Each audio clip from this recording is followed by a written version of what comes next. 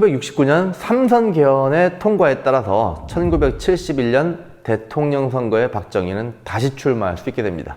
이때 1971년 대통령 선거에서 박정희는 만만치 않은 야당 후보를 만나게 되는데 당시 40대 중반의 나이였던 김대중 후보를 만나게 됩니다.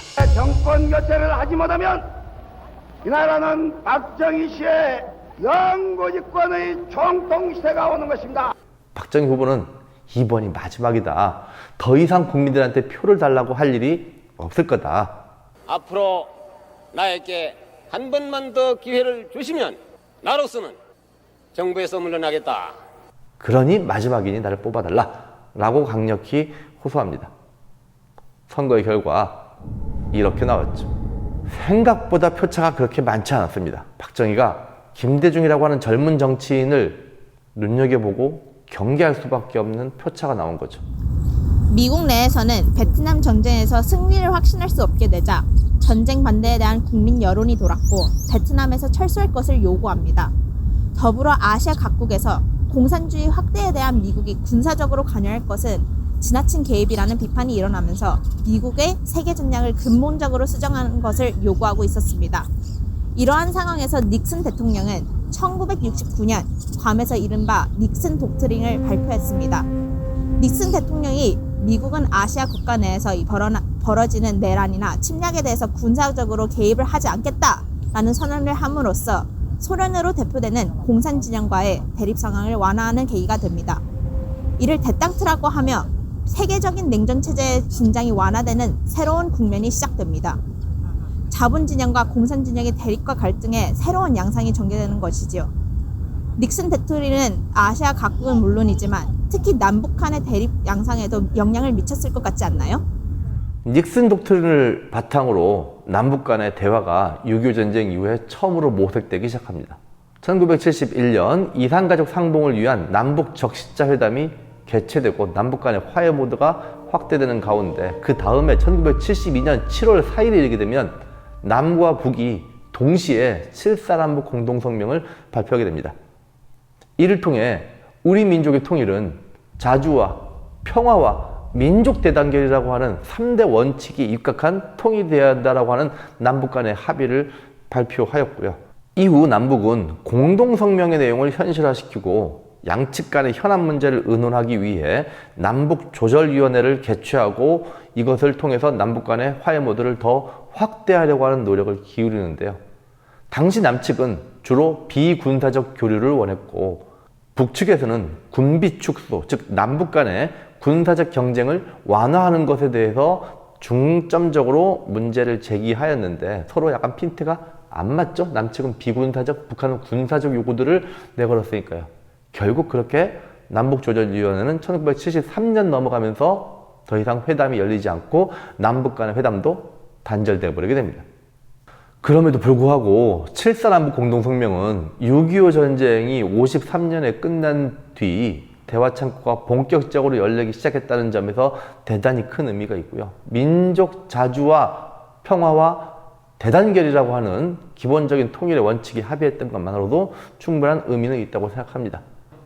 7.4남북 공동성명을 통해서 남과 북이 서로 되게 사이가 좋아지는 것처럼 보였지만 오히려 이것을 통해서 남과 북 모두 1인 독재 체제를 확정짓는 헌법의 변화와 체제의 변화를 완수했다는 측면, 참 아이러니하다 아니할 수 없겠습니다.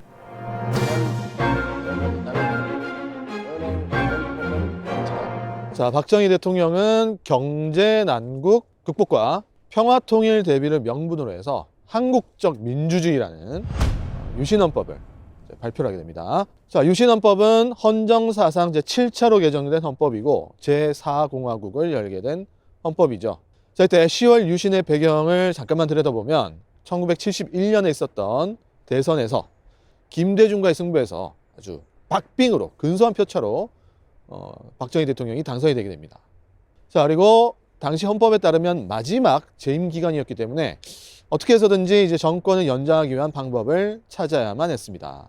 자, 둘째로는 1960년대가 우리나라에서 대표적인 경제 성장 시기였음에도 불구하고 국민들이 저임금, 저고가 정책에 대해서 경제적으로 불만을 가지게 되었고 이것이 전태일의 어떤 분신, 사망 사건 등으로 인해서 표출이 되던 그러한 시대적 배경이 있습니다.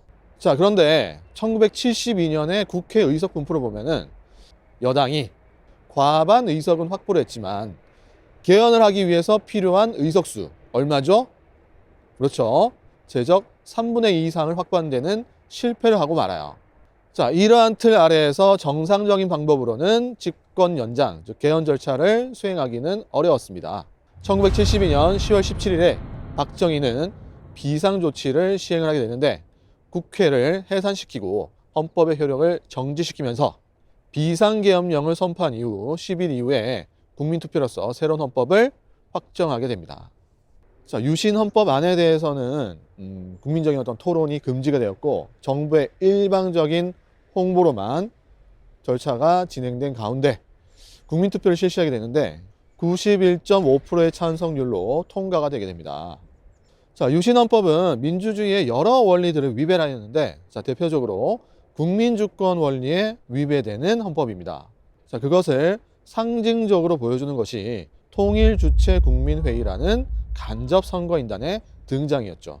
자, 이제 더 이상 대통령을 직접 뽑는 국민들의 직접 선거는 불가능해지고 대의원들에 의한 간접선거를 통한 대통령 선출 방식이 채택되게 됩니다. 통일주체국민회의에 의한 대통령 선출 방식은 사실상 박정희의 영구 집권을 가능하게 하는 것이었죠. 실제로 유신헌법에 근거한 첫 번째 대통령 선거인 제8대 대통령 선거에서는 만장일치에 가까운 득표가 나와서 박정희를 대통령으로 당선시키게 됩니다. 심지어 헌법상 대통령 임기를 6년으로 규정해 두고 연임이나 중임에 대한 제한 규정을 두지 않아서 대통령을 쭉 할 수 있게 하는 영구 집권의 길을 열어두게 한 것이죠. 게다가 국회의원의 3분의 1을 대통령이 추천할 수 있게 만들어 두고 이를 통일주체국민회의에서 선출하게 함으로써 사실상 행정부의 수장인 대통령이 입법부인 국회를 사실상 장악할 수 있게 하는 제도적 장치를 마련하게 된 것이죠. 자, 여기에다가 사법부의 대법원장 및 대법관, 일반 법관들까지도 대통령이 임명할 수 있게 만들어 놓음으로써 대통령은 입법, 사법, 행정을 넘어선 제왕적 대통령으로 군림하게 되는 것입니다. 대통령의 초헌법적 권한인 긴급조치권은 유신체제의 가장 중요한 제도적 장치였습니다. 총 9차례 선포된 긴급조치는 대통령의 권한으로 헌법마저도 제한할 수 있는 막강한 통제력을 부여한 것이었으니 학생들과 지식인들을 중심으로 유신 반대 운동이 일어날 때마다 긴급 조치를 발동하여 강력한 통제력을 행사했습니다. 대한민국은 더 이상 산권 분립에 근거한 민주공화국이 아니게 된 것이죠. 대부분의 헌법학자들도 유신헌법은 절차상 하자가 너무 크고 그 내용도 기본권을 위배한, 기본권의 제한, 여러 가지 민주주의 원칙을 위배한 무효인 헌법이라고 주장한 학자들도 있습니다. 저도 그렇게 생각해요. 이거 무효 선언해야 돼, 이거. 정말? 이거는 지금 대법원이랑 헌법재판소에서 이 긴급조치들에 대해서 제각기 이제 무효다, 위헌이다라고 이야기를 하고 있는데 그냥 이거 다 떠나가지고 그냥 유신 헌법 자체가 무효야! 이런 게 필요해요! 제 생각이에요. 유신 되게 싫은가 보죠? 유신 딱하기 마사오! 찌바스리갈! 아, 이러지 마세요. 이러지 마세요. 지금 교과서에 없는 얘기를 갑자기 왜 해? 11류!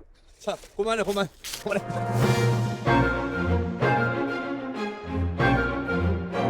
1971년 대선에서 패배한 김대중은 신병 치료차 일본으로 건너가 머물고 있었는데요. 1972년 한국에서 유신헌법이 통과됐다는 소식을 듣고 귀국하지 않고 일본에 남아 반유신 투쟁을 본격적으로 전개해 나가게 됩니다. 그러던 어느 날 일본의 한 호텔에서 김대중이 증발해버립니다. 사라져버린 거죠. 한 5일 정도 지나고 나서 김대중은 서울에 본인의 집 근처에 떨구어지게 됩니다. 한국으로 끌려온 김대중은 그 뒤로 집 밖을 나서지 못합니다. 가택연금, 집에 갇혀 살게 되는 거죠. 이때부터 김대중은 가택연금, 투옥, 그리고 다시 가택연금을 거듭하다가 신군부에 의한 12.12 군사정변이 발생하자 김대중 내란음모 사건의 수개로 지목되어 대법원에서 사형 확정 판결까지 받게 됩니다. 도쿄에서 납치되면서 한 번 목숨을 잃을 뻔한, 그리고 신군부에 의해서 다시 한번 목숨을 잃을 위기에 놓인 거죠. 유신 체제 속에서 박정희 정부는 언론에 대해서 탄압을 아주 강력하게 진행해 나가게 되는데요. 마음에 들지 않으면 언론사를 통폐합시켜 버렸고요. 마음에 들지 않는 언론인들을 강제로 연행, 구금하기도 했고요. 언론사 안에 중앙정보부와 같은 기관원들을 파견함으로써 언론 활동을 시시콜콜 간섭하고 검열하고 관여하기 시작합니다. 이에 반발한 동아일보 기자들이 자유언론 실천 선언을 발표하고 유신 정부에 의한 언론 탄압에 대해서 강력하게 비판에 나서게 되는데요. 이를 학생과 시민들이 지지의 의사를 표하게 됩니다. 이런 상황에서 박정희 정부는 동아일보에 광고를 실는 기업들을 압박해서 동아일보에 광고를 실지 못하게 막아버립니다. 사실 신문이 발행되려면 광고가 들어와야만 가능한 부분이기도 하죠. 이에 동아일보는 세계 언론사상 유례가 없는 독자들의 격려 광고, 그리고 백지 광고, 아예 광고를 텅 비워버리는 거죠. 이렇게 유신의 언론 탄압에 대한 강력한 저항을 지속해 나가게 되는데요. 한계가 있죠. 그렇게 7개월을 버텼지만 신문사는 경영난에 부딪혔고요. 권력에 의해 언론인 134명은 대량 해직돼 버리고 맙니다. 유신체제에 반대하고 유신헌법을 개정하자라고 하는 학생과 시민사회의 노력은 개헌 청원 100만인 서명운동, 3.1 민주 구국선언 등으로 이어져 나갔는데요. 이러한 반유신 투쟁이 전개될 때마다 박정희는 강력한 공권력으로 유신 반대 투쟁을 짓밟게 됩니다. 긴급조치 9호에 이르게 되면 헌법 개정을 요구할 경우 영장 없이 체포와 구금을 가능하게 하면서 시민사회 운동을 아주 강력하게 탄압해 나가게 됩니다. 정말 숨도 제대로 쉴 수 없는 민주주의가 아예 말살돼 나가는 끔찍한 순간들이 이어지고 있었죠.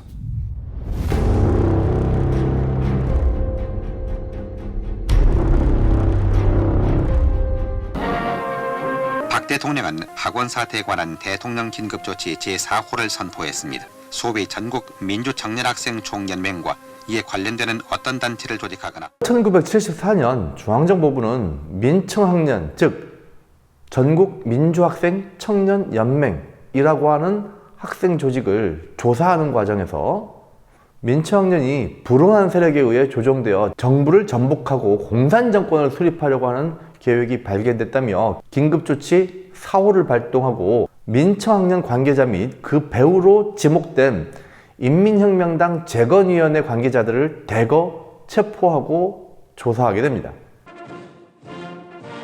인혁당은 대한민국을 폭력으로 전복하고 공산정권을 수립할 목적으로 북한결의 지령에 따라 조직되고 활동한 반국가단체라고 밝혔습니다. 1975년 민청학년과 인혁당 사건 관계자들에게 사법부는 다음과 같은 확정 판결을 내리게 되는데요. 어마어마하죠. 이들 중 인혁당 재건위 관계자 8명은 사형 확정 판결이 이루어진 지 만 24시간도 지나지 않은 그 다음날 새벽 전격적으로 사형이 집행됩니다. 가족들한테도 전혀 알리지 않은 상태였죠. 스위스에 본부를 두고 있는 국제법학자회는 이날 1975년 4월 8일을 국제사법사상 암흑의 날임을 선포했고요. 이 사건은 이후 중앙정보부에 의한 사건 조작 그리고 고문에 의한 허위 진술과 같은 논란이 끝없이 벌어졌는데요. 2005년 대대적인 재조사를 통해 이 인혁당 재건위 사건이 당시 박정희 정권에 대한 학생들의 강력한 저항에 그 뒤에 공산주의자들이 마치 있는 것처럼 그런 인상을 심어주기 위해 이용한 사건이다라고 하는 결론을 내리게 됩니다.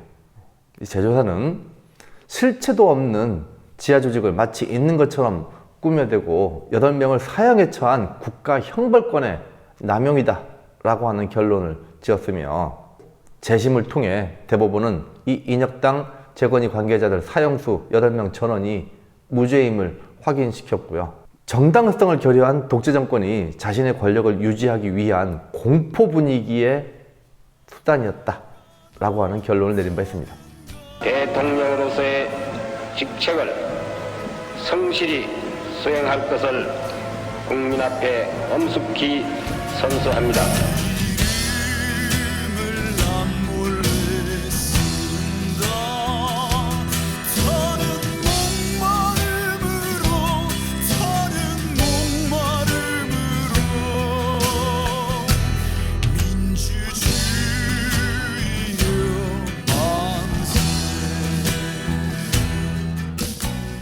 유신 체제 하에서는 국가 권력이 개개인의 사생활 하나하나까지 감시하고 통제하는 일까지 벌어지게 되는데요.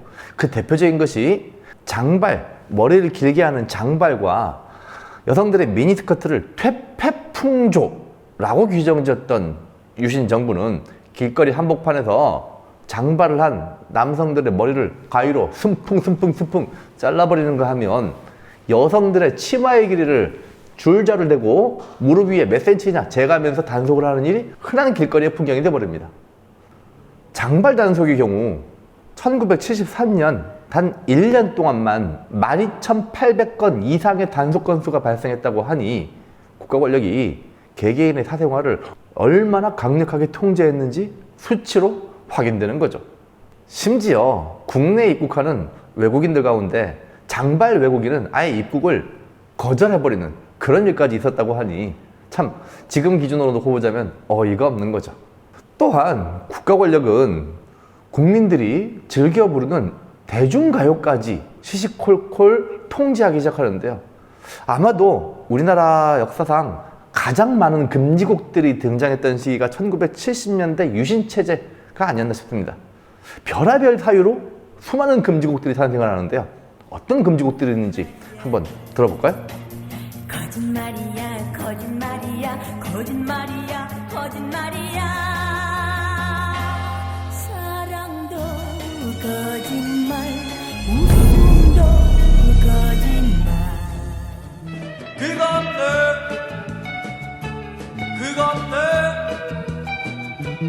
바라는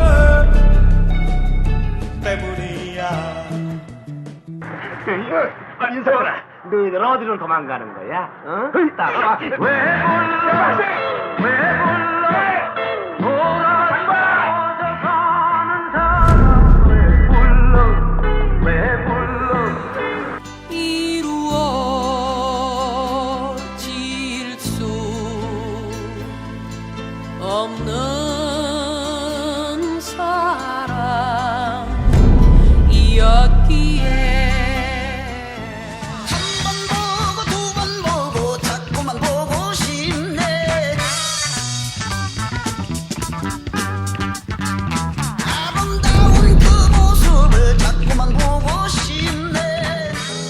태양은 묘지 위에 붉게 떠오르고 한낮에 찌는 더위는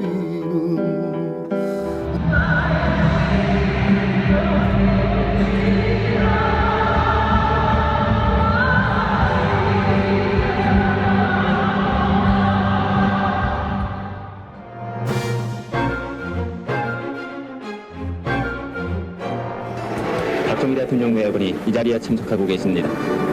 조국 통일은 반드시 74년 8월 15일 제29주년 광복절 경축 행사가 장충동 국립극장에서 열렸다. 박정희 대통령이 기념 연설을 시작했을 때였다.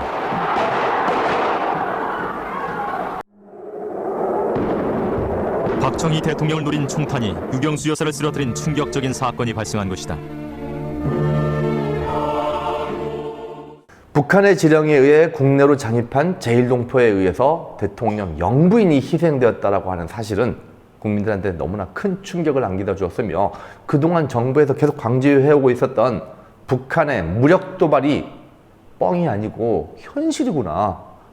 북한의 침략 야욕을 무찌르고 그들에 대한 적대의식을 충분히 갖추는 것, 그럼으로써 국가안보를 튼튼히 하는 것, 이것의 중요성이 다시 한번 강조되는 계기가 되는 거죠.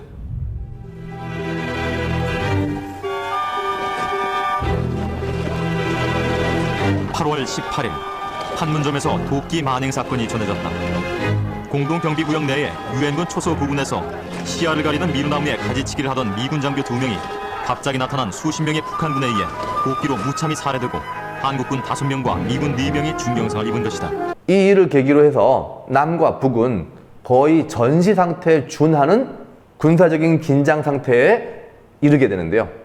북한의 이런 식의 무력 도발은 어찌됐건 반공 이데올로기를 강화하는 방향으로 갈 수밖에 없었을 텐데요. 북한의 무력 도발의 위험성에 대해서 국민들이 충분히 인지하고 항상 경계태세를 유지해야만 한다고 생각하게 되는 거죠. 그래서 이런 만화 영화가 상영됩니다. 위대하신 붉은 수령 동지, 인민무력부 특수부대 925 전투부대장 여우 도착했습니다. 내가 무엇 때문에 평양에서 여기 전선사령부까지 왔는지 알겠는가? 어린 시절에 우리가 알고 있었던 북한 사람들은 어떻게 생겼냐면 정말 괴물처럼 생겼어요. 빨간 피부에 막 뿔이 솟아 있고 이빨이 이렇게 해서 어금니가 드라큘라처럼 나와 있고 되게 괴물처럼 우리가 북한 사람들을 이해하고 있었죠. 왜냐면 TV를 통해서 신문을 통해서 단 한 번도 북한 사람들의 얼굴을 본 적이 없습니다. 초등학교, 중학교, 고등학교 시절에 학교에서 했던 행사들 보면 되게 다 이렇습니다.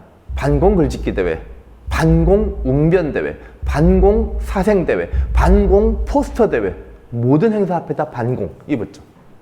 고등학생이 되면 남녀 학생 모두 학생용 군복인 교련복이라는 얼룩무늬 군복을 입고 일주일에 2시간씩 군사훈련을 받게 됩니다. 교련이라고 하는 군사교과목이 학교의 정규 교육과정이 편성이 되어 있었는데요. 저 같은 남학생들의 경우 교련복을 입고 군대식 사열 훈련을 한다든지 심지어 모형총을 주고 상대방 적군과 만났을 때 상대방 적군을 총으로 어떻게 제압할 것인가 하는 총검술을 실전 연습처럼 하기도 합니다. 제대로 못하면 군대식으로 기합받고 구타를 당하기도 했죠. 이런 군사훈련은 아마 남과 북이 공이 동시에 다 이루어졌을 거라고 봅니다. 북은 북대로 남은 남대로 서로 간의 체제 경쟁이 끊임없이 있었고 반체제적인 사고방식들을 각각의 체제 안정을 위해서 지속했을 테니까요. 이 시절 일상생활에서부터 아주 어린 시절부터 끊임없이 몸으로 경험하고 귀로 듣고 눈으로 보면서 나의 생활의 일부, 국민들의 생활의 일부가 됐던 것이 반공 이데올로기였죠. 무찌르자 공산당은 절대적 가치가 되어 나갔던 것이죠.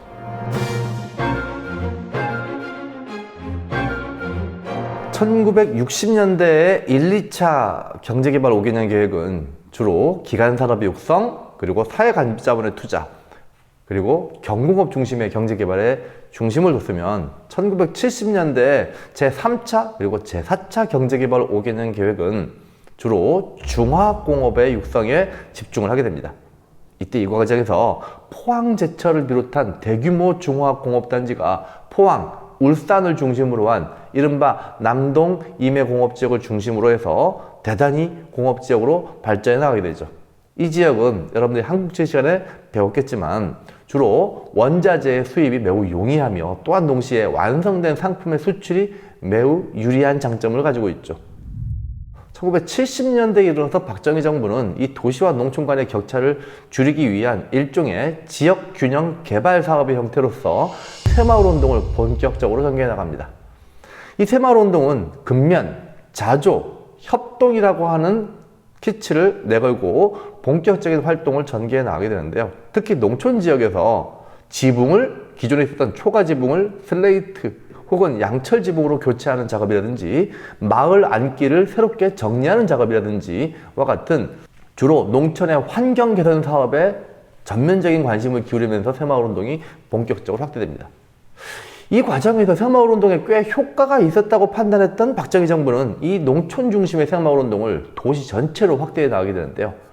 도시 지역 전체로 확대되면서 직장 단위로, 마을 단위로, 그리고 부녀자별로, 그리고 청소년별로 다양한 형태의 새마을운동 단위들이 만들어져 나가게 되는데요.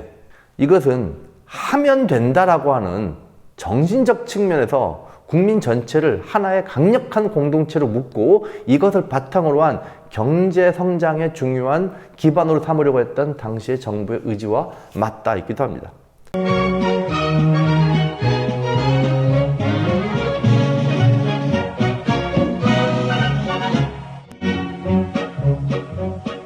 새종이 울렸네, 새 아침이 밝았네, 너무나도 일어나 새마을을 가꾸세. 살기 좋은 내 마을 우리의 힘으로 만들세.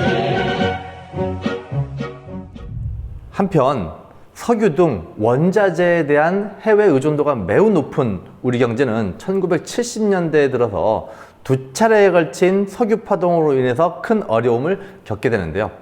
1974년 중동에서 전쟁이 발발하면서 빚어진 석유 파동으로 인해 석유 가격이 무려 3배 가까이 오르는 심각한 상태가 됩니다. 이것으로 인해서 우리 경제도 심각한 타격을 받는데요. 석유 파동 이후 중동 지역에 건설 붐이 일어나면서 여기에 우리 기업들이 대거 참여하게 됩니다. 이 과정에서 적지 않은 외화가 획득되죠. 제1차 석유 파동을 통해서 우리 경제가 겪었던 어려움들은 이 과정을 통해 소위 오일 달러를 벌어들임으로써 어느 정도 해결되는 측면이 있었습니다. 하지만 1978년 10월 제2차 석유 파동의 양상은 조금 달랐습니다. 1970년대에 중화학공업 분야에 대해서 아주 과잉 투자를 해왔던 우리 경제가 원자재 가격의 상승, 석유 가격의 상승을 위해서 심각한 타격을 받는데요. 이를 계기로 하여 물가는 급등하였으며 수출량은 감소하였고 노동자들의 실직 상태가 확산되는 그런 결과가 만들어지게 되죠. 이를 통해 민심은 동요하기 시작합니다. 그리고 1978년 말 이 석유 파동은 1979년 유신 체제를 뒤흔드는 사건들로 이어져 나가게 되죠.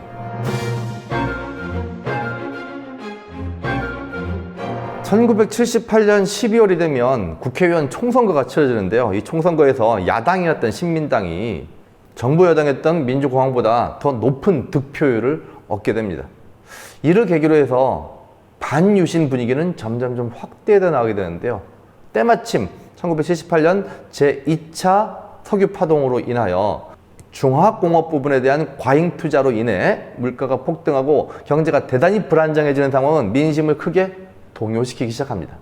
1979년이 되면서 가발 수출업체였던 YH 무역이라고 하는 것이 부당한 폐업을 공고하면서 노동조합원들이 회사의 정상화와 노동자들의 생존권 보장을 요구하며 장기적인 농성에 돌입하는데요. 한때 우리나라 기업들 중에서 수출 15위를 차지할 정도로 엄청나게 건실하게 성장해 나갔었던 YH 무역은 당시 경영자들의 방만한 경영, 그리고 부실 투자, 과도한 기업의 확장 때문에 기업이 어려움에 처해지게 됐는데 이거를 다 노동자들한테 전가시키는 거였죠. 당시 야당이었던 신민당에서는 이 YH 무역 노동조합의 농성을 받아들여서 노동자들의 장기 농성은 신민당사 내에서 본격적으로 이루어져 가는데요. 경찰병력 2천여 명이 새벽에 신민당사를 급습합니다. 그리고 YH 무역의 노동조합원들을 강제로 해산하는 과정에서 22세의 노동자였던 김경숙이 사망하고 100여 명이 큰 부상을 입는 등 아주 초강경 진압 작전을 펼쳤던 거죠. 이에 대해 야당이었던 신민당과 시민사회단체는 강력하게 반발을 하게 되는데요.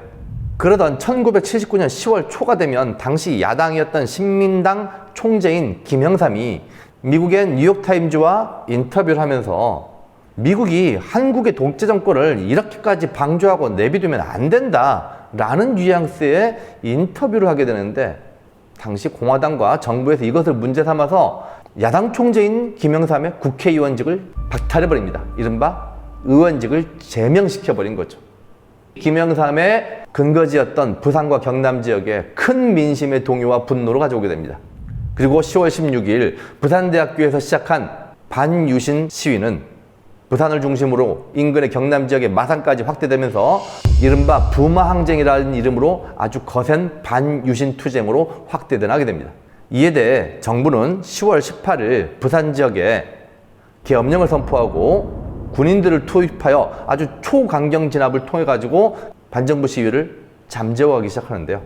부마항쟁을 어떻게 처리해야 될 것인가를 두고 당시 청와대 내 권력 실세들끼리 의견이 엇갈립니다.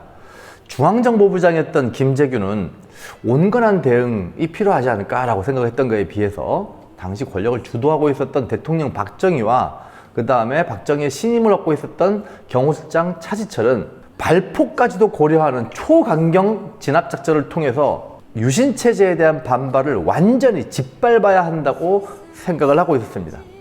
이런 의견 차이와 더불어서 당시 경호실장으로서의 자신의 지위와 권력을 너무 지나치게 남용하고 있었던 차지철에 대한 개인적인 반감까지 포함하면서 김재규는 10월 26일 저녁 식사 겸 술자리를 중앙정보부의 안가에서 진행하게 되는데, 이 자리에서 김재규는 총을 꺼내서 박정희를 쏘죠. 그리고 차지철을 쏩니다. 이렇게 박정희는 사망하게 됐고, 1961년 5.16 군사정변 이후에 무려 18년 동안 권력을 장악했던 박정희의 장기 집권은 이렇게 막을 내리게 됩니다. 유신헌법을 통해서 영구 집권을 꿈꾸며 유신체제를 구축하였던 박정희의 마지막 순간이었습니다. 김재규가 은연중 계가에 자행된 범행이었음이 수사 결과 드러났다.